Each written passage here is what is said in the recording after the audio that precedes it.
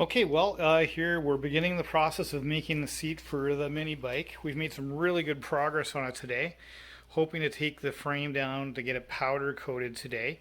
Went and cleaned up the gas tank and checked it all out too. Thought I might have to red coat the gas tank, but looks like it's going to be totally good. So gonna get it powder coated as well tomorrow, so that should be great. And what I'm working on right now before I take this thing down is the seat, and this is an idea that I got from someone else off the internet, using 3 pieces of 1/8 inch plywood, or really it's door sheeting, whatever it is, 1/8 inch thick, 17 3/4 by 12 inches wide is what I'm doing this. Hopefully that's going to work out right. We're going to stick these things together, and then we're going to put them on the top of the frame here. And the way this seat is supposed to work is it's supposed to curl right around. I see I've made a mark here where the end of the seat is to be. That's the way this thing was stock. So we're going to try to mimic that with our our bottom wood for the seat before we get it upholstered, so that it actually is the same as it was when it was stock. So that's the dream. Whether we can do it or not, I don't know. We're going to give it a shot. If nothing else, we're going to make a big mess.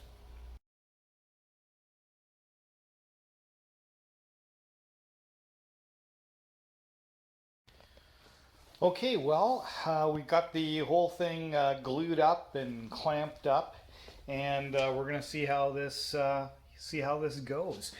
Again, this is 3 pieces of 1/8 door skin slash plywood, glued together and then clamped rather severely, actually, to get that bend, to get that radius in there, just the way it's supposed to be, so that we can use this as a base for the new seat. So we'll see if this works. I'm hopeful that this will fully dry overnight, because I want to take this into the powder coater tomorrow, obviously without all these clamps on and with this seat off.